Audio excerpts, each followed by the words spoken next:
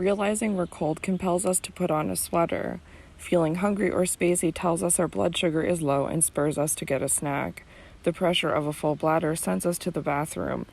Damasio points out that all of the brain structures that register background feelings are located near areas that control basic housekeeping functions, such as breathing, appetite, elimination, and sleep-wake cycles.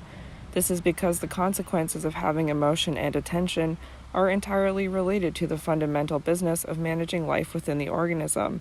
It is not possible to manage life and maintain homeostatic balance without data on the current state of the organism's body. Damasio calls these housekeeping areas of the brain the proto-self because they create the wordless knowledge that underlies our conscious sense of self. The self under threat. In 2000, Damasio and his colleagues published an article in the world's foremost scientific publication, Science, which reported that reliving a strong negative emotion causes significant changes in the brain areas that receive nerve signals from the muscles, gut, and skin, areas that are crucial for regulating basic bodily functions. The team's brain scan showed that recalling an emotional event from the past causes us to actually re-experience the visceral sensations felt during the original event. Each type of emotion produced a characteristic pattern, distinct from the others. For example, a particular part of the brainstem was activated in sadness and anger, but not in happiness or fear. All of these brain regions are below the limbic system, to which emotions are traditionally assigned, yet we acknowledge their involvement every time we use one of the common expressions that link strong emotions with the body. You make me sick. It made my skin crawl. I was all choked up. My heart sank. He makes me bristle. The elementary self-system in the brainstem and limbic system is massively activated when people are faced with the threat of annihilation, which results in an overwhelming sense of fear and terror accompanied by intense physiological arousal. To people who are reliving a trauma, nothing makes sense. They are trapped in a life or death situation, a state of paralyzing fear or blind rage. Mind and body are constantly aroused as if they are in imminent danger. They startle in response to the slightest noises and are frustrated by small irritations. Their sleep is chronically disturbed, and food often loses its sensual pleasures. This in turn can trigger desperate attempts to shut those feelings down by freezing and dissociation. How do people regain control when their animal brains are stuck in a fight for survival? If what goes on deep inside our animal brains dictates how we feel, and if our body sensations are orchestrated by subcortical, subconscious brain structures, how much control over them can we actually have? Agency, owning your life. Agency is the technical term for the feeling of being in charge of your life, knowing where you stand, knowing that you have a say in what happens to you, knowing that you have some ability to shape your circumstances. The veterans who put their fists through drywall at the VA were trying to assert their agency, to make something happen, but they ended up feeling even more out of control, and many of these once confident men were trapped in a cycle between frantic activity and immobility. Agency starts with what scientists call interoception, our awareness of our subtle sensory, body-based feelings. The greater that awareness, the greater our potential to control our lives. Knowing what we feel is the first step to knowing why we feel that way. If we are aware of the constant changes in our inner and outer environment, we can mobilize to manage them. But we can't do this unless our watchtower, the MPFC, learns to observe what is going on inside us. This is why mindfulness practice, which strengthens the MPFC, is a cornerstone of recovery from trauma. After I saw the wonderful movie March of the Penguins, I found myself thinking about some of my patients. The penguins are stoic and endearing, and it's tragic to learn how, from time immemorial, they have trudged 70 miles inland from the sea, endured indescribable hardships to reach their breeding grounds, lost numerous viable eggs to exposure, and then, almost starving, dragged themselves back to the ocean. If penguins had our frontal lobes, they would have used their little flippers to build igloos, devised a better division of labor, and reorganized their food supplies. Many of my patients have survived trauma through tremendous courage and persistence, only to get into the same kinds of trouble over and over again. Trauma has shut down their inner compass and robbed them of the imagination they need to create something better. The neuroscience of selfhood and agency validates the kinds of somatic therapies that my friends Peter Levine and Pat Ogden have developed. I'll discuss these and other sensory motor approaches in more detail in Part 5, but in essence their aim is threefold: to draw out the sensory information that is blocked and frozen by trauma, to help patients befriend rather than suppress the energies released by that inner experience, to complete the self-preserving physical actions that were thwarted when they were trapped, restrained, or immobilized by terror. Our gut feelings signal what is safe, life-sustaining, or threatening, even if we cannot quite explain why we feel a particular way. Our sensory interiority continuously sends us subtle messages about the needs of our organism. Gut feelings also help us to evaluate what is going on around us. They warn us that the guy who is approaching feels creepy, but they also convey that a room with western exposure, surrounded by daylilies, makes us feel serene. If you have a comfortable connection with your inner sensations, if you can trust them to give you accurate information, you will feel in charge of your body, your feelings, and yourself. However, traumatized people chronically feel unsafe inside their bodies. The past is alive in the form of gnawing interior discomfort. Their bodies are constantly bombarded by visceral warning signs, and in an attempt to control these processes, they often become expert at ignoring their gut feelings and in numbing awareness of what is played out inside. They learn to hide from themselves. The more people try to push away and ignore internal warning signs, the more likely they are to take over and leave them bewildered, confused, and ashamed. People who cannot comfortably notice what is going inside become vulnerable to respond to any sensory shift, either by shutting down or by going into a panic. They develop a fear of fear itself. We now know that panic symptoms are maintained largely because the individual develops a fear of the bodily sensations associated with panic attacks. The attack may be triggered by something he or she knows is irrational, but fear of the sensations keeps them escalating into a full-body emergency. Scared stiff and frozen in fear, collapsing, and going numb describe precisely what terror and trauma feel like. They are its visceral foundation. The experience of fear derives from primitive responses to threat where escape is thwarted in some way. People's lives will be held hostage to fear until that visceral experience changes. The price for ignoring or distorting the body's messages is being unable to detect what is truly dangerous or harmful for you and, just as bad, what is safe or nourishing. Self-regulation depends on having a friendly relationship with your body. Without it, you have to rely on external regulation. From medication, drugs like alcohol, constant reassurance, or compulsive compliance with the wishes of others. Many of my patients respond to stress not by noticing and naming it, but by developing migraine headaches or asthma attacks. Sandy, a middle-aged visiting nurse, told me she'd felt terrified and lonely as a child, unseen by her alcoholic parents. She dealt with this by becoming deferential to everybody she depended on, including me, her therapist. Whenever her husband made an insensitive remark, she would come down with an asthma attack. By the time she noticed that she couldn't breathe, it was too late for an inhaler to be effective, and she had to be taken to the emergency room. Suppressing our inner cries for help does not stop our stress hormones from mobilizing the body. Even though Sandy had learned to ignore her relationship problems and block out her physical distress signals, they showed up in symptoms that demanded her attention. Her therapy focused on identifying the link between her physical sensations and her emotions, and I also encouraged her to enroll in a kickboxing program. She had no emergency room visits during the 3 years she was my patient. Somatic symptoms for which no clear physical basis can be found are ubiquitous in traumatized children and adults. They can include chronic back and neck pain, fibromyalgia, migraines, digestive problems, spastic colon, irritable bowel syndrome, chronic fatigue, and some forms of asthma. Traumatized children have 50 times the rate of asthma as their non-traumatized peers.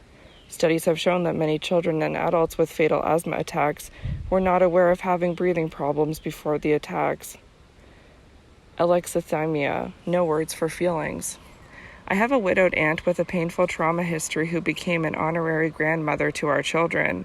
She came on frequent visits that were marked by much doing, making curtains, rearranging kitchen shelves, sewing children's clothes, and very little talking. She was always eager to please, but it was difficult to figure out what she enjoyed. After several days of exchanging pleasantries, conversation would come to a halt, and I'd have to work hard to fill the long silences.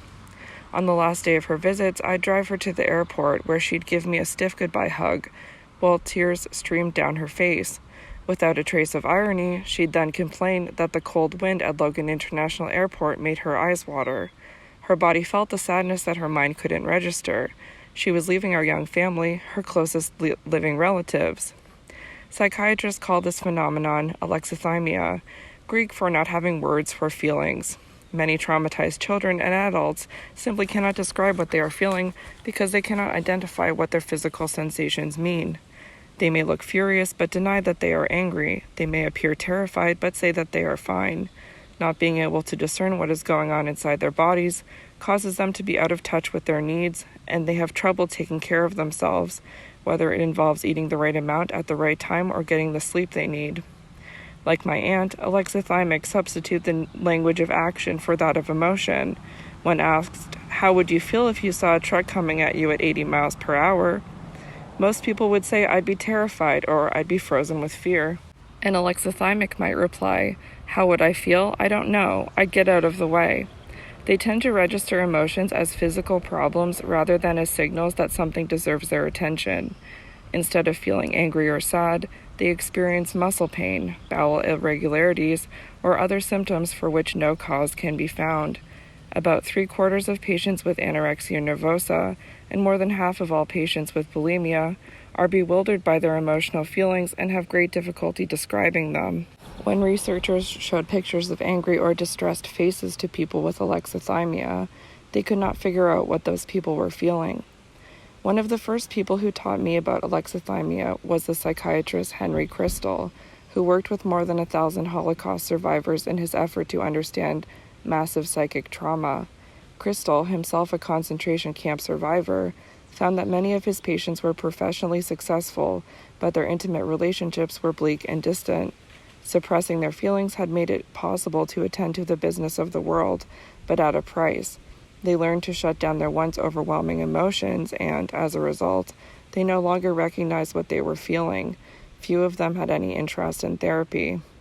Paul Fruin at the University of Western Ontario did a series of brain scans of people with PTSD who suffered from alexithymia. One of the participants told him, "I don't know what I feel. It's like my head and body aren't connected. I'm living in a tunnel, a fog. No matter what happens, it's the same reaction. Numbness, nothing. Having a bubble bath and being burned or raped is the same feeling. My brain doesn't feel." Fruin and his colleague Ruth Lanius found that the more people were out of touch with their feelings, the less activity they had in the self-sensing areas of the brain. Because traumatized people often have trouble sensing what is going on in their bodies, they lack a nuanced response to frustration. They either react to stress by becoming spaced out or with excessive anger. Whatever their response, they often can't tell what is upsetting them. This failure to be in touch with their bodies contributes to their well-documented lack of self-protection and high rates of re-victimization, and also their remarkable difficulties feeling pleasure, sensuality, and having a sense of meaning. People with alexithymia can get better only by learning to recognize the relationship between their physical sensations and their emotions, much as colorblind people can only enter the world of color by learning to distinguish and appreciate shades of gray. Like my aunt and Henry Crystal's patients, they usually are reluctant to do that. Most seem to have made an unconscious decision that it is better to keep visiting doctors and treating ailments that don't heal than to do the painful work of facing the demons of the past. Depersonalization. One step further down on the ladder to self-oblivion is depersonalization, losing your sense of yourself. Ute's brain scan in Chapter 4 is, in its very blankness, a vivid illustration of depersonalization. Depersonalization is common during traumatic experiences.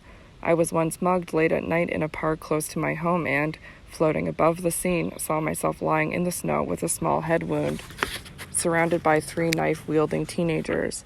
I dissociated the pain of their stab wounds on my hands and did not feel the slightest fear as I calmly negotiated for the return of my emptied wallet.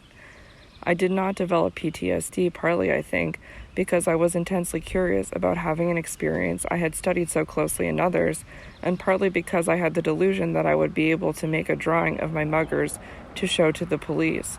Of course, they were never caught, but my fantasy of revenge must have given me a satisfying sense of agency.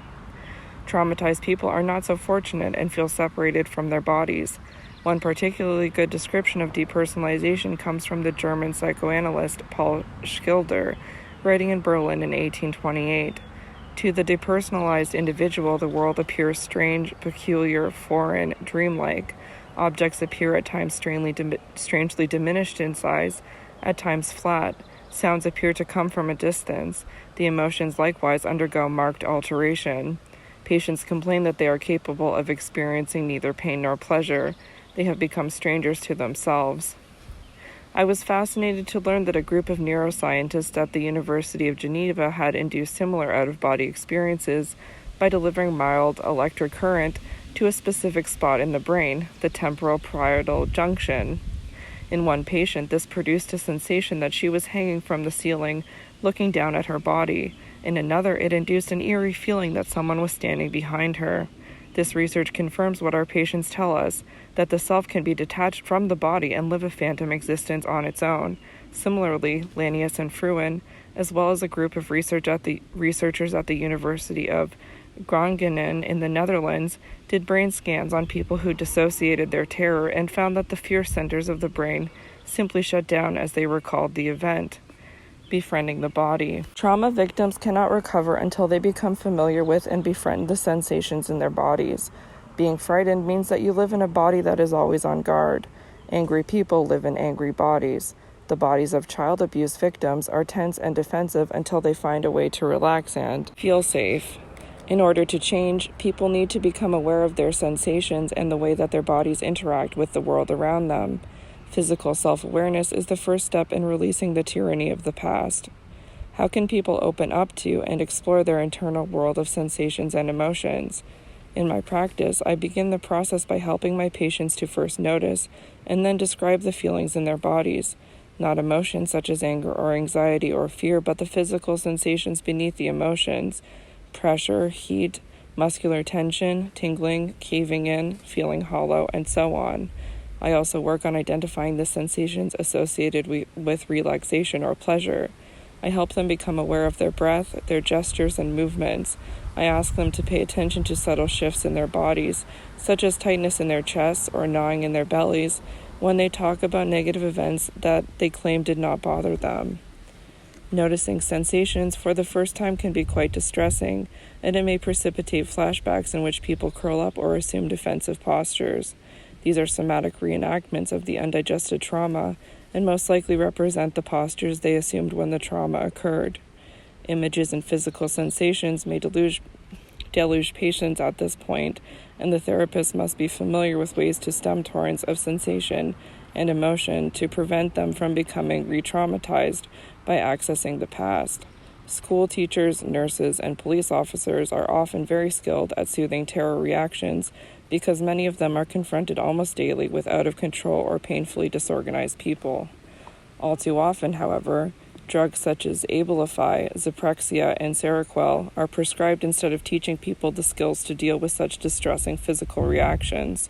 Of course, medications only blunt sensations and do nothing to resolve them or transform them from toxic agents into allies. The most natural way for human beings to calm themselves when they are upset is by clinging to another person. This means that patients who have been physically or sexually violated face a dilemma. They desperately crave touch while simultaneously being terrified of body contact. The mind needs to be re-educated to feel physical sensations, and the body needs to be helped to tolerate and enjoy the comforts of touch. Individuals who lack emotional awareness are able, with practice, to connect their physical sensations to psychological events. Then they can slowly reconnect with themselves. Connecting with yourself, connecting with others. I'll end this chapter with one final study that demonstrates the cost of losing your body. After Ruth Lanius and her group scanned the idling brain, they focused on another question from everyday life. What happens in chronically traumatized people when they make face-to-face contact? Many patients who come to my office are unable to make eye contact. I immediately know how distressed they are by their difficulty meeting my gaze. It always turns out that they feel disgusting and that they can't stand having me see how despicable they are. It never occurred to me that these intense feelings of shame would be reflected in abnormal brain activation. Ruth Lanius once again showed that mind and brain are indistinguishable. What happens in one is registered in the other. Ruth bought an expensive device that presents a video character to a person lying in a scanner. In this case, the cartoon resembled a kindly Richard Gere. The figure can approach either head-on, looking directly at the person, or at a 45-degree angle with an averted gaze. This made it possible to compare the effects of direct eye contact on brain activation with those of the averted gaze. The most striking difference between normal controls and survivors of chronic trauma was in activation of the prefrontal cortex in response to a direct eye gaze.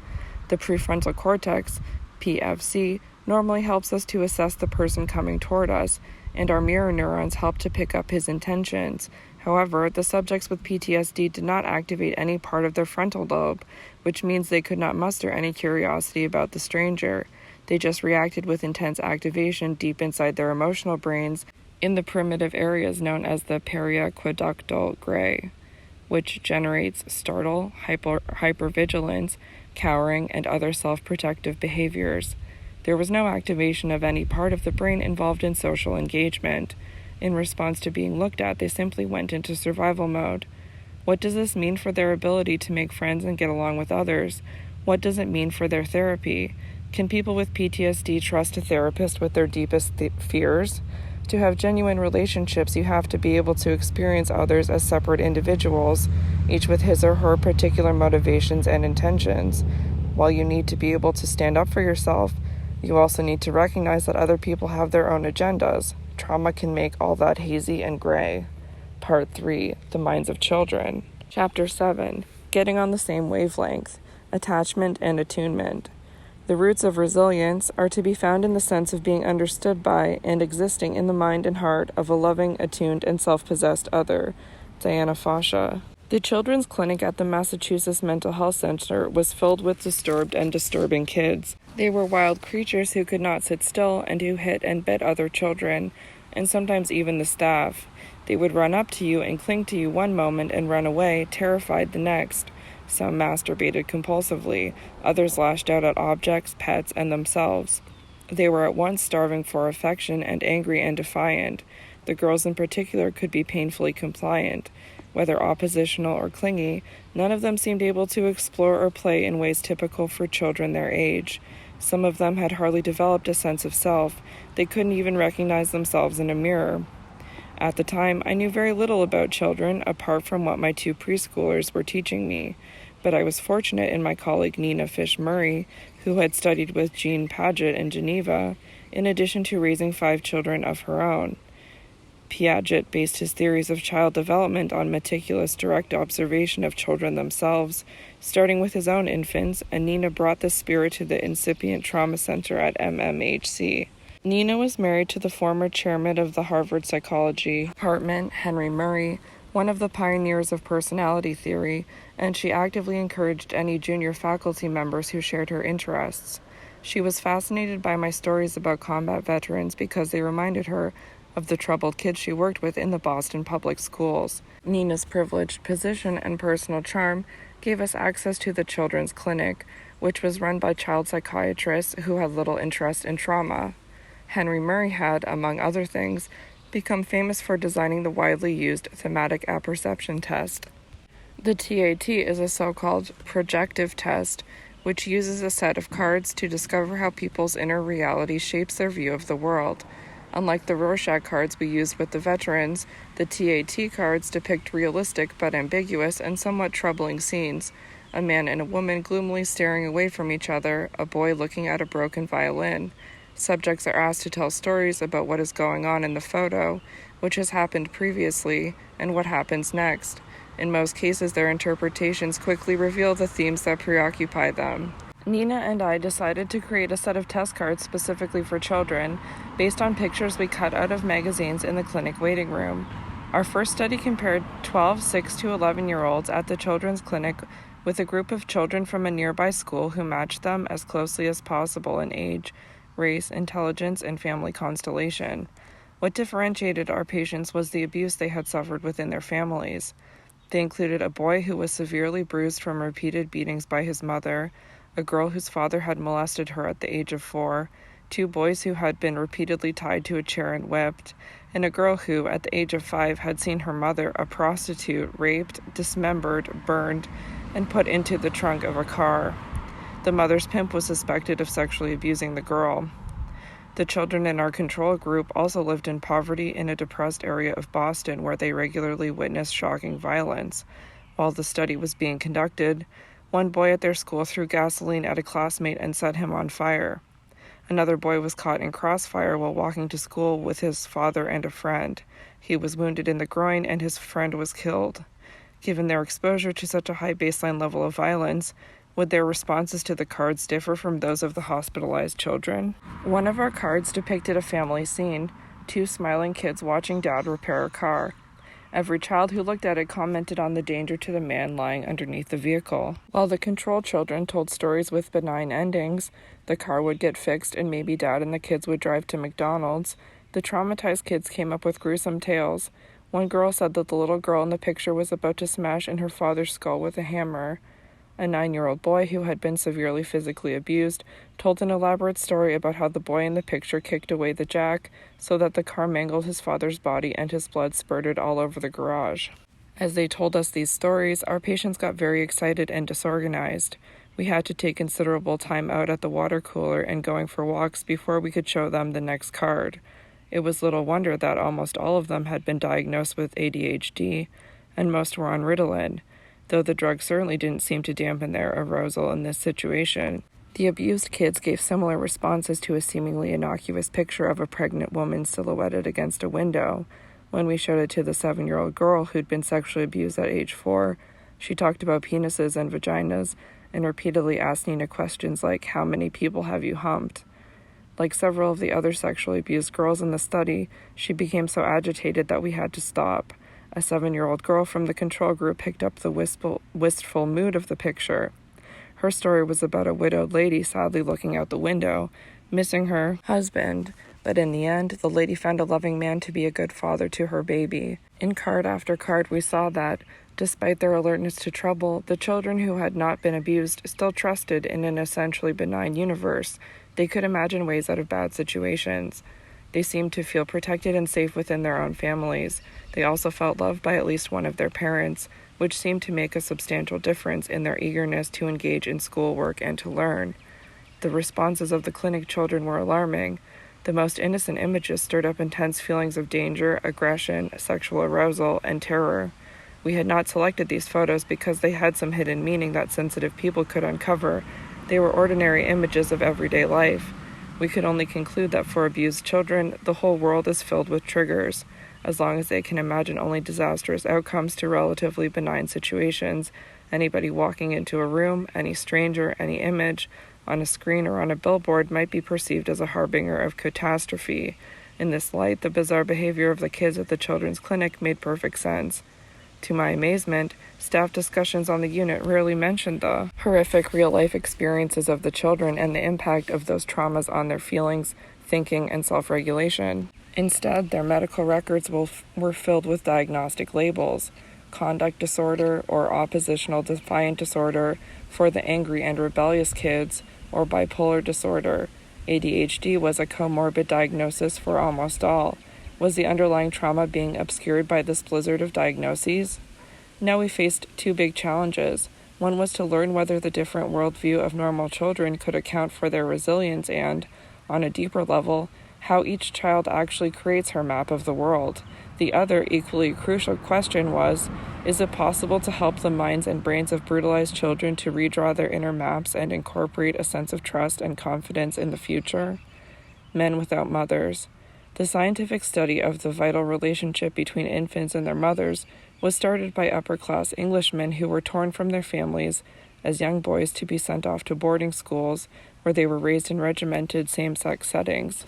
The first time I visited the famed Tavistock Clinic in London, I noticed a collection of black and white photographs of these great 20th century psychiatrists hanging on the wall going up the main staircase: John Bowlby, Wilfrid Bion, Henry Guntrip, Ronald Fairbairn, and Donald Winnicott. Each of them, in his own way, had explored how our early experiences become prototypes for all our later connections with others, and how our most intimate sense of self is created in our minute-to-minute exchanges with our caregivers. Scientists study what puzzles them most, so that they often become experts in subjects that others take for granted. Or, as the attachment researcher Beatrice Beebe once told me, most research is me-search. These men who studied the role of mothers in children's lives had themselves been sent off to school at a vulnerable age, sometimes between 6 and 10, long before they should have faced the world alone. Bowlby himself told me that just such boarding school experiences probably inspired George Orwell's novel 1984, which brilliantly expresses how human beings may be induced to sacrifice everything they hold dear and true, including their sense of self, for the sake of being loved and approved of by someone in a position of authority. Since Bowlby was close friends with the Murrays, I had a chance to talk with him about his work whenever he visited Harvard. He was born into an aristocratic family. His father was surgeon to the king's household, and he trained in psychology, medicine, and psychoanalysis at the temples of the British establishment. After attending Cambridge University, he worked with delinquent boys in London's East End, a notoriously rough and crime-ridden neighborhood that was largely destroyed during the Blitz. During and after his service in World War II, he observed the effects of wartime evacuations and group nurseries that separated young children from their families. He also studied the effect of hospitalization, showing that even brief separations, parents back then were not allowed to visit overnight, compounded the children's suffering. By the late 1940s, Bowlby had become persona non grata in the British psychoanalytic community as a result of his radical claim that children's disturbed behavior was a response to actual life experiences, to neglect, brutality, and separation, rather than the product of infantile sexual fantasies. Undaunted, he devoted the rest of his life to developing what came to be called attachment theory, a secure base. As we enter this world, we scream to announce our presence. Someone immediately engages with us, bathes us, swaddles us, and fills our stomachs. And best of all, our mother may put us on her belly or breast for delicious skin-to-skin contact. We are profoundly social creatures. Our lives consist of finding our place within the community of human beings. I love the expression of the great French psychiatrist Pierre Janet. Every life is a piece of art, put together with all means available. As we grow up, we gradually learn to take care of ourselves, both physically and emotionally, but we get our first lessons in self-care from the way that we are cared for. Mastering the skill of self-regulation depends to a large degree on how harmonious our early interactions with our caregivers are. Children whose parents are reliable sources of comfort and strength have a lifetime advantage, a kind of buffer against the worst that fate can hand them. John Bowlby realized that children are captivated by faces and voices and are exquisitely sensitive to facial expression, posture, tone of voice, physiological changes, tempo of movement, and incipient action. He saw this inborn capacity as a product of evolution, essential to the survival of these helpless creatures. Children are also programmed to choose one particular adult, or at most a few, with whom their natural communication system develops. This creates a primary attachment bond. The more responsive the adult is to the child, the deeper the attachment and the more likely the child will develop healthy ways of responding to the people around him. Bowlby would often visit Regent's Park in London, where he would make systematic observations of the interactions between children and their mothers. While the mothers sat quietly on park benches, knitting or reading the paper, the kids would wander off to explore, occasionally looking over their shoulders to ascertain that Mom was still watching. But when a neighbor stopped by and absorbed his mother's interest with the latest gossip, the kids would run back and stay close, making sure he still had her attention. When infants and young children notice that their mothers are not fully engaged with them, they become nervous. When their mothers disappear from sight, they may cry and become inconsolable, but as soon as their mothers return, they quiet down and resume their play. Bowlby saw attachment as the secure base from which a child moves out into the world. Over the subsequent 5 decades, research has firmly established that having a safe haven promotes self-reliance and instills a sense of sympathy and helpfulness to others in distress. From the intimate give and take of the attachment bond, children learn that other people have feelings and thoughts that are both similar to and different from theirs. In other words, they get in sync with their environment and with the people around them and develop the self-awareness, empathy, impulse control, and self-motivation that make it possible to become contributing members of the larger social culture. These qualities were painfully missing in the kids at our children's clinic. the dance of attunement. Children become attached to whoever functions as their primary caregiver. But the nature of that attachment, whether it is secure or insecure, makes a huge difference over the course of a child's life. Secure attachment develops when caregiving includes emotional attunement. Attunement starts at the most subtle physical levels of interaction between babies and their caretakers, and it gives babies the feeling of being met and understood. As Edinburgh-based attachment researcher Colwyn Travathern says, the brain coordinates rhythmic body movements and guides them to act in sympathy with other people's brains. Infants hear and learn musicality from their mother's talk, even before birth. In Chapter 4, I described the discovery of mirror neurons, the brain-to-brain links that give us our capacity for empathy.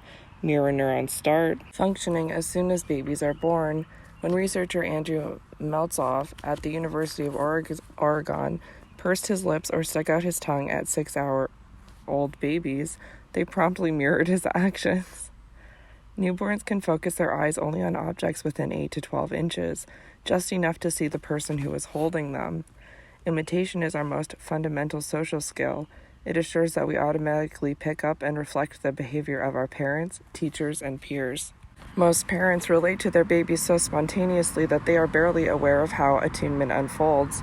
But an invitation from a friend, the attachment researcher Ed Tronick, gave me the chance to observe that process more closely. Through a one-way mirror at Harvard's Laboratory of Human Development, I watched a mother playing with her 2-month-old son, who was propped in an infant seat facing her. They were cooing to each other and having a wonderful time, until the mother leaned in to nuzzle him and the baby, in his excitement, yanked on her hair. The mother was caught unawares and yelped with pain, pushing away his hand while her face contorted with anger. The baby let go immediately, and they pulled back physically from each other. For both of them, the source of delight had become a source of distress. Obviously frightened, the baby brought his hands up to his face to block out the sight of his angry mother. The mother, in turn, realizing that her baby was upset, refocused on him, making soothing sounds in an attempt to smooth things over. The infant still had his eyes covered, but his craving for connection soon reemerged. He started peeking out to see if the coast was clear, while his mother reached toward him with a concerned expression. As she started to tickle his belly, he dropped his arms and broke into a happy giggle, and harmony was reestablished. Infant and mother were attuned again. This entire sequence of delight, rupture, repair, and new delight took slightly less than 12 seconds.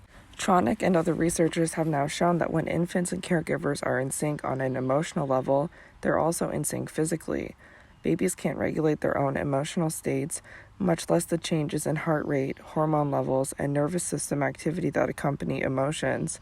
When a child is in sync with his caregiver, his sense of joy and connection is reflected in his steady heartbeat and breathing and a low level of stress hormones. His body is calm, so are his emotions. The moment this music is disrupted, as it often is in the course of a normal day, all these physiological factors change as well. You can tell equilibrium has been restored when the physiology calms down. We soothe newborns, but parents soon start teaching their children to tolerate higher levels of arousal, a job that is often assigned to fathers. I once heard the psychologist John Gottman say, "Mothers stroke and fathers poke." Learning how to manage arousal is a key life skill, and parents must do it for babies before babies can do it for themselves. If that gnawing sensation in his belly makes a baby cry, the breast or bottle arrives. If he's scared, someone holds and rocks him until he calms down. If his bowels erupt, someone comes to make him clean and dry. Associating intense sensations with safety, comfort, and mastery is the foundation of self-regulation, self-soothing, and self-nurture, a theme to which I return throughout this book. A secure attachment combined with the cultivation of competency builds an internal locus of control, the key factor in healthy coping throughout life. Securely attached children learn what makes them feel good, they discover what makes them and others feel bad, and they acquire a sense of agency, that their actions can change how they feel and how others respond. Securely attached kids learn the difference between situations they can control and situations where they need help. They learn that they can play an active role when faced with difficult situations. In contrast, children with histories of abuse and neglect learn that their terror, pleading, and crying do not register with their caregiver. Nothing they can do or say stops the beating or brings attention and help. In effect, they're being conditioned to give up when they face challenges later in life. becoming real. Bowlby's contemporary, the pediatrician and psychoanalyst Donald Winnicott, is the father of modern studies of attunement. His minute observations of mothers and children started with the way mothers hold their babies. He proposed that these physical interactions lay the groundwork for a baby's sense of self, and with that, a lifelong sense of identity. The way a mother holds her child underlies the ability to feel the body as the place where the psyche lives. This visceral and kinesthetic sensation of how our bodies are met lays the foundation for what we experience as real. Winnicott thought that the vast majority of mothers did just fine in their attunement to their infants. It does not require extraordinary talent to be what he called a good enough mother. But things can go seriously wrong when mothers are unable to tune into their baby's physical reality. If a mother cannot meet her baby's impulses and needs, the baby learns to become the mother's idea of what the baby is, having to discount its inner sensations and trying to adjust to its caregiver's needs means the child perceives that something is wrong with the way it is. Children who lack physical attunement are vulnerable to shutting down the direct feedback from their bodies, the seat of pleasure, purpose, and direction. In the years since Bowlby's and Winnicott's ideas were introduced, attachment research around the world has shown that the vast majority of children are securely attached. When they grow up, their history of reliable, responsive caregiving will help to keep fear and anxiety at bay. Barring exposure to some overwhelming life event, trauma, that breaks down the self-regulatory system, they will maintain a fundamental state of emotional security throughout their lives. Secure attachment also forms a template for children's relationships. They pick up what others are feeling, and early on they learn to tell a game from reality, and they develop a good nose for phony situations or dangerous people. Securely attached children usually become pleasant playmates and have lots of self-affirming experiences with their peers. Having learned to be in tune with other people, they tend to notice subtle changes in voices and faces and to adjust their behavior accordingly. They learn to live within a shared understanding of the world and are likely to become valued members of the community. This upward spiral can, however, be reversed by abuse or neglect. Abused kids are often very sensitive to changes in voices and faces, but they tend to respond to them as threats rather than as cues for staying in sync. Dr. Seth Pollock of the University of Wisconsin showed a series of faces to a group of normal 8-year-olds and compared their responses with those of a group of abused children the same age. Looking at this spectrum of angry to sad expressions, the abused kids were hyper-alert to the slightest features of anger. This is one reason abused children so easily become defensive or scared. Imagine what it's like to make your way through a sea of faces in the school corridor, trying to figure out who might assault you. Children who overreact to their peers' aggression, who don't pick up on other kids' needs, who easily shut down or lose control of their impulses, are likely to be shunned and left out of sleepovers or play dates. Eventually, they may learn to cover up their fear by putting up a tough front. Or they may spend more and more time alone, watching TV or playing computer games, falling even further behind on interpersonal skills and emotional self-regulation. The need for attachment never lessens. Most human beings simply cannot tolerate being disengaged from others for any length of time. People who cannot connect through work, friendships, or family usually find other ways of bonding, as through illnesses, lawsuits, or family feuds. Anything is preferable to that godforsaken sense of irrelevance and alienation. A few years ago, on Christmas Eve, I was called to examine a 14-year-old boy at the Suffolk County Jail. Jack had been arrested for breaking into the house of neighbors who were away on vacation. The burglar alarm was howling when the police found him in the living room. The first question I asked Jack was who he expected would visit him in jail on Christmas. Nobody, he told me. Nobody ever pays attention to me. It turns out that he had been caught during break-ins numerous times before. He knew the police, and they knew him. With delight in his voice, he told me that when the cops saw him standing in the middle of the living room, they yelled, "Oh my God, it's Jack again, that little motherfucker." Somebody recognized him. Somebody knew his name. A little while later, Jack confessed, that is what makes it worthwhile. Kids will go to almost any length to feel seen and connected. Living with the parents you have. Children have a biological instinct to attach. They have no choice. Whether their parents or caregivers are loving and caring or distant, insensitive, rejecting, or abusive, children will develop a coping style based on their attempt to get at least some of their needs met. We now have reliable ways to assess and identify these coping styles, thanks largely to the work of two American scientists, Mary Ainsworth and Mary Main, and their colleagues, who conducted thousands of hours of observation of mother-infant pairs over many years. Based on these studies, Ainsworth created a research tool called the Strange Situation, which looks at how an infant reacts to temporary separation from the mother. Just as Bowlby had observed, securely attached infants are distressed when their mother leaves them, but they show delight when she returns, and after a brief check-in for reassurance, they settle down and resume their play.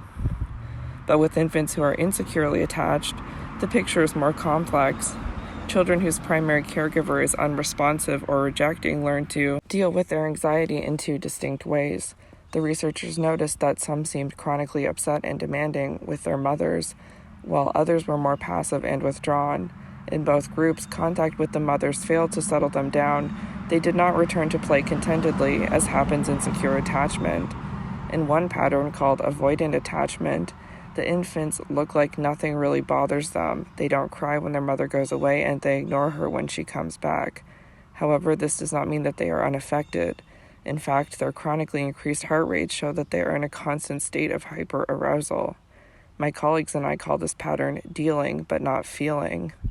Most mothers of avoidant infants seem to dislike touching their children. They have trouble snuggling and holding them, and they don't use their facial expressions and voices to create pleasurable back-and-forth rhythms with their babies. In another pattern called anxious or ambivalent attachment, the infants constantly draw attention to themselves by crying, yelling, clinging, or screaming. They are feeling but not dealing. They seem to have concluded that unless they make a spectacle, nobody is going to pay attention to them. They become enormously upset when they do not know where their mother is, but derive little comfort from her return. And even though they don't seem to enjoy her company, they stay passively or angrily focused on her, even in situations when other children would rather play. Attachment researchers think that the three organized attachment strategies, secure, avoidant, and anxious, work because they elicit the best care a particular caregiver is capable of providing. Infants who encounter a consistent pattern of care, even if it's marked by emotional distance or insensitivity, can adapt to maintain the relationship. That does not mean that there are no problems. Attachment patterns often persist into adulthood.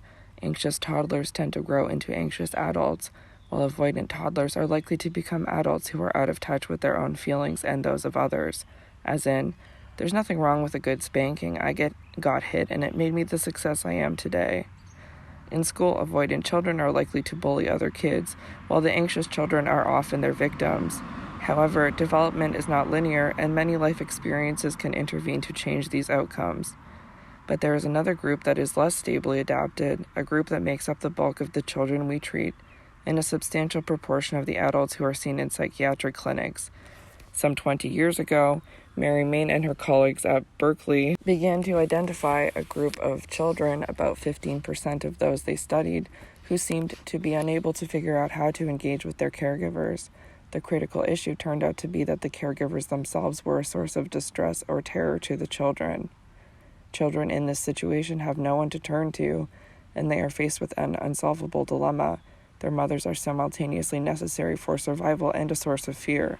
They can neither approach the secure and ambivalent strategies, shift their attention, the avoidance strategy, nor flee. If you observe such children in a nursery school or attachment laboratory, you see them look toward their parents when they enter the room and then quickly turn away. Unable to choose between seeking closeness and avoiding the parent, they may rock on their hands and knees, appear to go into a trance, freeze with their arms raised, or get up to greet their parent and then fall to the ground. Not knowing who is safe or whom they belong to, they may be intensely affectionate with strangers or may trust nobody. Main called this pattern disorganized attachment. Disorganized attachment is fright without solution. Becoming disorganized within. Conscientious parents often become alarmed when they discover attachment research, worrying that their occasional impatience or their ordinary lapses in attunement may permanently damage their kids. In real life, there are bound to be misunderstandings, inept responses, and failures of communication. Because mothers and fathers miss cues or are simply preoccupied with other matters, infants are frequently left to their own devices to discover how they can calm themselves down. Within limits, this is not a problem. Kids need to learn to handle frustrations and disappointments. With good enough caregivers, children learn that broken connections can be repaired. The critical issue is whether they can incorporate a feeling of being viscerally safe with their parents or other caregivers. In a study of attachment patterns in over 2,000 infants in normal middle-class environments, 62% were found to be secure, 15% avoidant, 9% anxious, also known as ambivalent, and 15% disorganized. Interestingly, this large study showed that the child's gender and basic temperament have little effect on attachment style. For example, children with difficult temperaments are not more likely to develop a disorganized style. Kids from lower socioeconomic groups are more likely to be disorganized, with parents often severely stressed by economic and family instability. Children who don't feel safe in infancy have trouble regulating their moods and emotional responses as they grow older. By kindergarten, many disorganized infants are either aggressive or spaced out and disengaged, and they go on to develop a range of psychiatric problems. They also show more physiological stress, as expressed in heart rate variability, stress hormone responses, and lowered immune factors. Does this kind of biological dysregulation automatically reset to normal as a child matures or is moved to a safe environment? So far as we know, it does not. Parental abuse is not the only cause of disorganized attachment. Parents who are preoccupied with their own trauma, such as domestic abuse or rape or the recent death of a parent or sibling, may also be too emotionally unstable and inconsistent to offer much comfort and protection. While all parents need all the help they can get to help raise secure children, traumatized parents in particular need help to be attuned to their children's needs. Caretakers often don't realize that they are out of tune. I vividly remember a videotape Beatrice Beebe showed me. It featured a young mother playing with her 3-month-old infant. Everything was going well until the baby pulled back and turned his head away, signaling that he needed a break. But the mother did not pick up on his cue, and she intensified her efforts to engage him by bringing her face closer to his and increasing the volume of her voice. When he recoiled even more, she kept bouncing and poking him. Finally, he started to scream, at which point the mother put him down and walked away, looking crestfallen. She obviously felt terrible, but she had simply missed the relevant cues. It's easy to imagine how this kind of misattunement, repeated over and over again, can gradually lead to a chronic disconnection.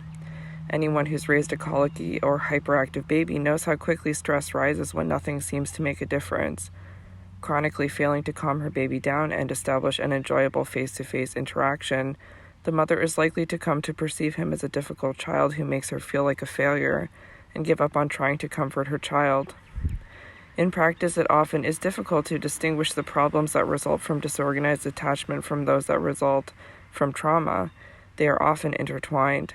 My colleague Rachel Yehuda studied rates of PTSD in adult New Yorkers who had been assaulted or raped. Those whose mothers were Holocaust survivors with PTSD had a significantly higher rate of developing serious psychological problems after these traumatic experiences.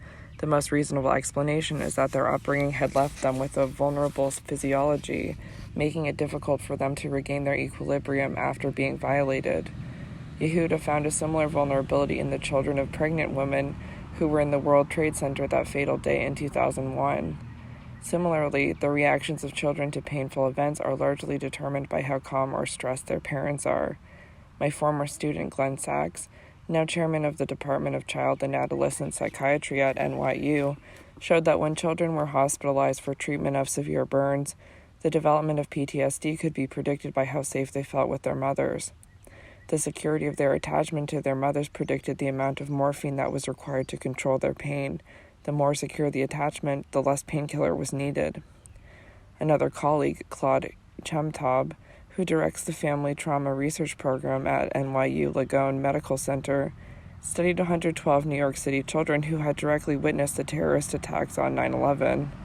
Children whose mothers were diagnosed with PTSD or depression during follow-up were 6 times more likely to have significant emotional problems and 11 times more likely to be hyper-aggressive in response to their experience. Children whose fathers had PTSD showed behavioral problems as well, but Chemtab discovered that this effect was indirect and was transmitted via the mother. Living with an irascible, withdrawn, or terrified spouse is likely to impose a major psychological burden on the partner, including depression. If you have no internal sense of security, it is difficult to distinguish between safety and danger. If you feel chronically numbed out, potentially dangerous situations may make you feel alive. If you conclude that you must be a terrible person, because why else would your parents have treated you that way, you start expecting other people to treat you horribly. You probably deserve it, and anyway, there is nothing you can do about it. When disorganized people carry self-perceptions like these, they are set up to be traumatized by subsequent experiences. The long-term effects of disorganized attachment. In the early 1980s, my colleague Carlin Lyons Ruth, a Harvard attachment researcher, began to videotape face-to-face interactions between mothers and their infants at 6 months, 12 months, and 18 months. She taped them again when the children were 5 years old and once more when they were 7 or 8. All were from high-risk families. 100% met federal poverty guidelines, and almost half the mothers were single parents. Disorganized attachment showed up in 2 different ways. One group of mothers seemed to be too preoccupied with their own issues to attend to their infants. They were often intrusive and hostile. They alternated between rejecting their infants and acting as if they expected them to respond to their needs. Another group of mothers seemed helpless and fearful. They often came across as sweet or fragile, but they didn't know how to be the adult in the relationship and seemed to want their children to comfort them. They failed to greet their children after having been away and did not pick them up when the children were distressed. The mothers didn't seem to be doing these things deliberately. They simply didn't know how to be attuned to their kids and respond to their cues, and thus failed to comfort and reassure them. The hostile, intrusive mothers were more likely to have childhood histories of physical abuse and/or of witnessing domestic violence, while the withdrawn, dependent mothers were more likely to have histories of sexual abuse or parental loss, but not physical abuse. I have always wondered how parents come to abuse their kids.